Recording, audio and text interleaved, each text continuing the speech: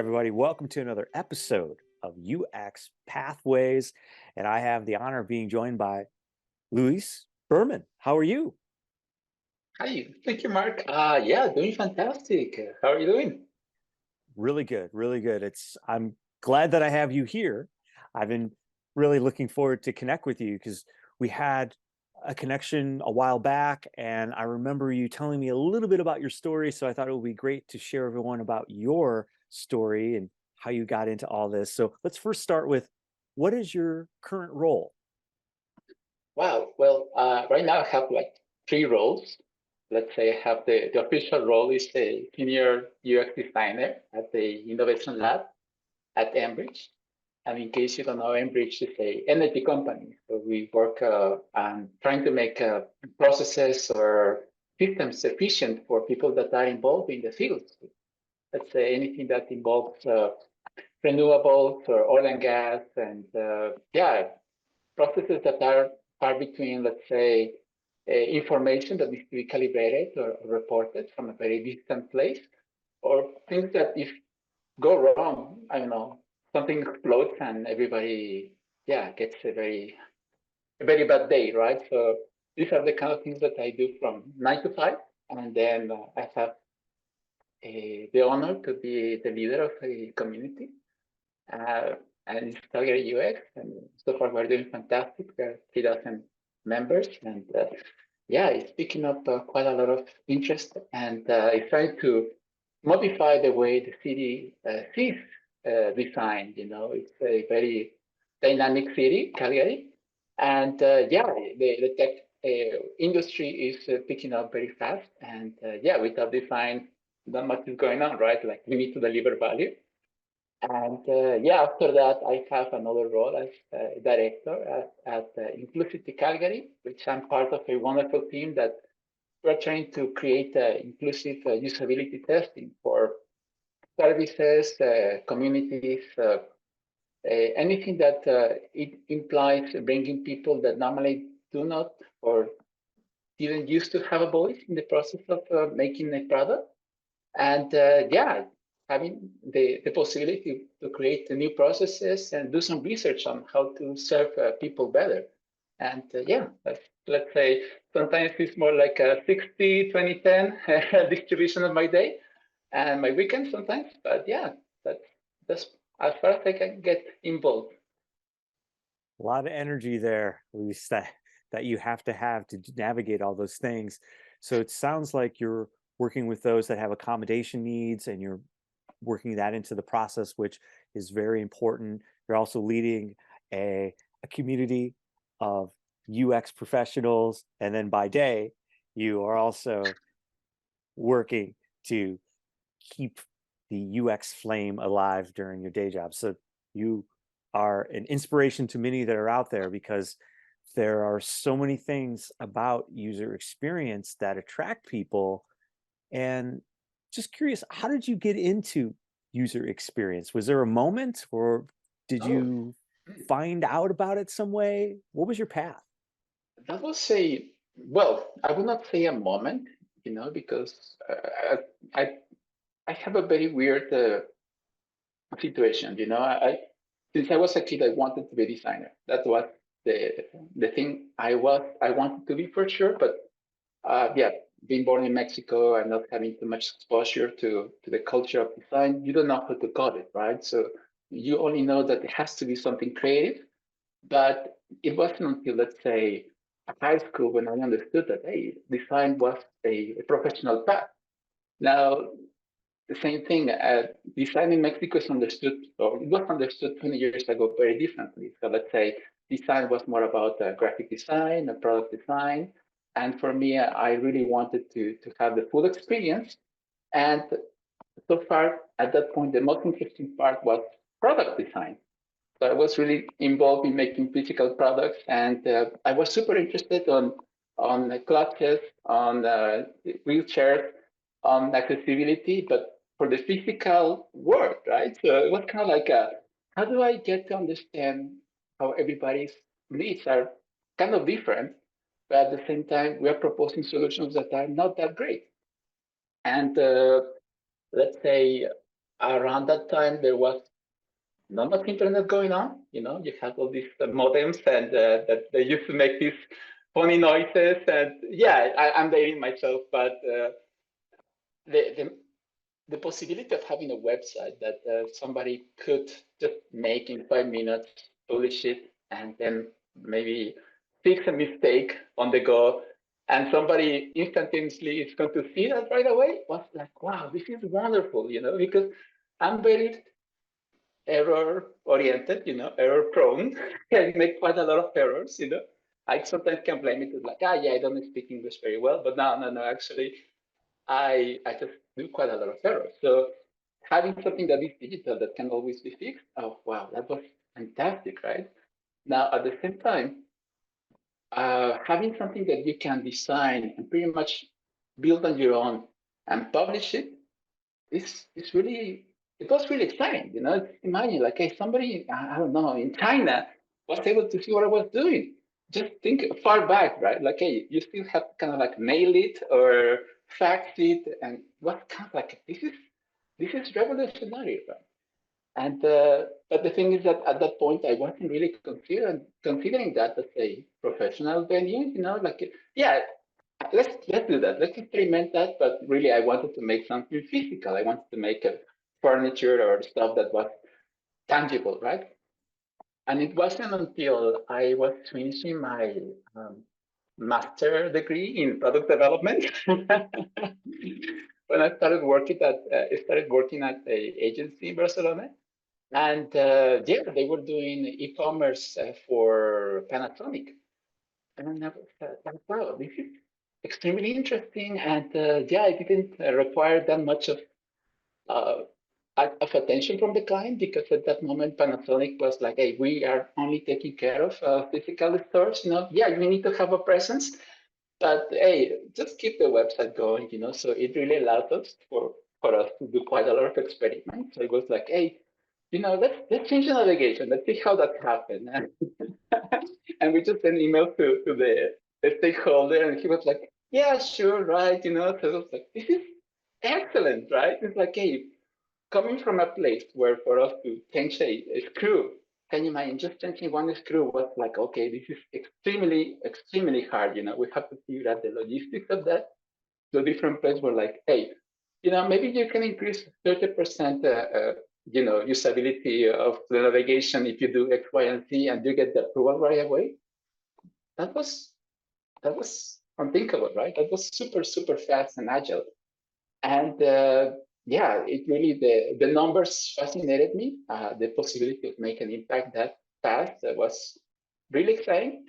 And yeah, at the same time, you didn't call that UX. I'm sure that the term UX was around. It was maybe 15 years ago.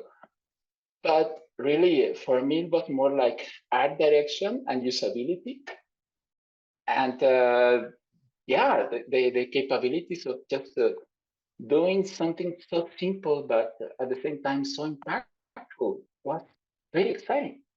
And obviously, the technology, the processes, the people have evolved quite a lot from 2 decades or 1 decade and a half ago. But really, the whole system has only gotten easier, has only gotten faster. And for me to make the same amount of impact, is actually so fascinating. It's just being able to say, hey, you know what? I am being capable to produce so much value with tools and technology that we used to dream about. So this is the part that is, yeah, it's very exciting, right? I just love how where we at, how we got in there, and where we're going. To be honest, so yeah, Yeah, that's very amazing. long. So it sounds like, you started academically, it was something that you were really interested in. Then you found out that the work is so measurable that it excited you, that fact that you could do something and then see some outcome occur, that it kept you interested. And that's fascinating, because you're right, with technology, has it evolved, there still is the same, I guess, goals that are happening. It's just that everything else has changed around it. And that brings me to my next question, which is, so you said UX wasn't around back then, but now it is. And there are a lot of individuals that are now seeking after this career. Why do you think there's so many people that are seeking a UX career? Yeah, really, for a really long time, it baffled me, like how that could be something interesting, to get into the field, because at least from my experience, most of the day and most of the time could be quite frustrating, so it could be you're actually spending a lot of time and hours to get the things done, and then the stakeholder says, okay, I don't know about this, and you go to the user and the user says, I don't like that, and you go back and you keep on fixing it and you're doing that, and you get super tired at the end of the day, and you still love it, right? And I can relate to that. But at the same time, I at that moment I could imagine that there are many possibilities and opportunities to make much more money, to get much more recognition, to be more valued in a community than just going for UX. Now we are in a different place. It's a very interesting scenario where we have podcasts like yours, we have people like you, we have books, we have so much going on that hey, all of that is about UX, and this is a really amazing place to be. And this is kind of like the first thing that at the moment I had to kind of like reconciliate, because I never noticed when actually UX became sexy. It's kind of like, what? But this is something that people are liking. Oh, right. But I can understand why, and I appreciate why is that going on. And I think the products and services that we create all together as a society, or as, as a company, uh, for a very long time we're focused on quality, on trying to get a good amount of standardization, on trying to build dialogues between what the technology is supposed to be doing and what the users needed to understand.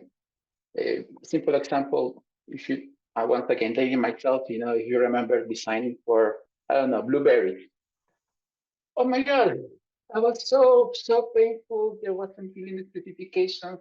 You had like a 3 or 4 different screens, and none of them were really workable. So you had that the keyboard that is still, I mean, the keyboard is fantastic, but the interface and the mental model of how to make it work was really complicated.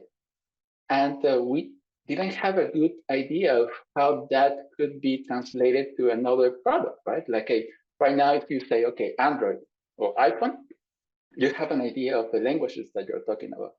But before, you have to build that sort of vocabulary and meaning to get somewhere there, right? So essentially, right now, I think we have the possibility to expedite these conversations, and we are exploring new spaces, But I think the point that we're at is not only, let's say, a point where we're bringing more people in, we're bringing more experiences in, because what happened too is that for me, for example, in order to get into designing or working to UX, obviously, I mentioned I have made a master's degree, right? And a lot of certifications to get to the point where I'm sort of capable to do X, Y, and Z. But it was because most of that information wasn't available, right? Or was available behind a paywall. And now that information is free, most of that. And that information also is available in multiple languages. Before, we only had to know English, right, to get to a good place. And yeah, books are expensive, and you only get to hear or translate maybe 3 or 4 different speakers. But now it's more like a global community that people talk, and you can start learning from what people are doing in Nigeria. And it's like, yes, of course, they have a different point of view. How, I don't know, transactions happening in Brazil or in India, right? It's like, hey, yeah, you have a different context. You know how banks work in a different way. So this is the kind of things that when you start encompassing how all the technology and different contexts are bringing a lot together, it's like, yeah, well, it's not only that people are interested on the profession, it's like they have quite a lot to say, and they have the capabilities and the empowerment to influence that. And this is extremely exciting, right? Hey, just, It is. yeah, yeah, wow. Yeah, I get excited just thinking about it, right? But yeah, I think the situation where we're at is quite a lot of are understanding this possibility. I think the the explanation of why sometimes people jump into the field needs to be explored because everybody has a bit of a different reason to begin and also a different starting point. And sometimes when, for example, let's say I'm not going to kind of like dig very deep into, let's say, and boot camps, where they solve a problem, but they clear another one, right? It's like they don't Yes. acknowledge where the people are coming from, and they don't really give them a good starting point of where to point it. But at the same time, for me to get the same amount of information or the same amount of value, yeah, I had to spend, I don't know, 6 years of education, right? So it's one thing or the other. And yeah, quite a lot of us are trying to explore the fact that we can be creators in a space and time where all the tools are certainly available. And it's more about I think the empowerment of being able to create according to the context, tools, culture, language that you are born with. And yeah, see what comes out of that, like I don't think there are all the, well, I'm going to give another side, side note. So far, design has been very monolithic in many ways. For example, I'm sure that if you compare my book, my shelf of the books I have, most likely we are going to have 3 or 4 books that we share, or 10 books that we have all read together. And this is pretty good, but if you compare, the authors and where that information is coming from and who's the publisher and so on, we are going to notice that there is there are very focalized groups of people and institutions that are the ones that form design. But I think overall and over time, the small communities, small universities are going to be able to have a say or influence the ideas that are more mainstream. And I think that's going to be quite quite exciting and also very Yeah. enriching for the profession. Yeah. No, you've touched on so many things there. I think the one thing that I pulled out, there were so many, but the one that fascinated me was just this idea that, like you said, the paywall is down. There's so much knowledge out there, and now we're at the opposite end. There's so much knowledge. Where do I start? And and then how do we get unique ideas out there? Because it seems like there are so many that, as you said, mainstream. And you started touching on a little bit what I was wondering is you started kind of tapping into where the future of user experience is going. So is that what you're thinking, is that it's going to be, instead of now a lot of mainstream, we're going to start finding very, niche or very specific topics and different design fashion, I guess, or a design path that's going to occur? Or is there something else? Where's the future going? Yeah, this is a very good question. And obviously, whenever you're trying to get the future, I think this is, as soon as I said that there is going to be something that, It's hard. yeah, that's just knowing how things work out for me. As soon as I say something, it's going to be the opposite, right? So for everyone that is listening, I just bet your chips on the opposite colors of where I'm placing them. But I think there are going to be multiple factors. The first one is obviously, I need to point out this technology, obviously. The form factor of the phone and the iterations that we have are very limited right now. Obviously, the difference between, let's say, your iPhone 14 to the 13 to the 12 are, yeah, certainly iterative processes. And yeah, we can understand that the next one is going to be iterative too. And that's completely fine. We reach a maturity on that side. And same thing as I mentioned for languages. Yeah, mobile accessibility is mature, but maybe it needs to be improved. So this is the part where you're going to see like the bulk of the population has a really good mature experience. And then for us to really be useful and also, all the ethical implications that accessibility and inclusion implies. We need to reach out to other communities where we normally haven't really find inspiration, right? It's like, hey, are your websites completely accessible? Can everybody use them? Is your phone powerful enough to run them? And all of those questions that sometimes are tricky to answer, but I think that's the part where most of the bulk of the work, of the heavy-handed work, needs to happen. Because while we have excellent access to internet to many places, some other places not that much, and some other places, they have this situation where everything they can access is not really built for them. So this can be understood in multiple ways, but I think this is the part where we start seeing, kind of like I don't know if you know this analogy, the red and blue ocean, so let's say the red ocean is heavily competitive. And let's say if it was for example, red ocean is the companies that everybody wants to apply for, right? And then the blue oceans are maybe companies that are more like startups, or they are just trying to achieve different kind of like goals. And as designers, I will invite people to go more into the blue oceans, because most likely that's where most of the interesting work is going to happen.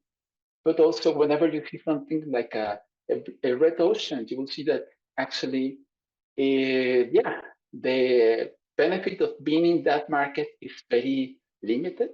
While most of the time, whenever you start in the blue ocean, you are going to have something that becomes mainstream, right?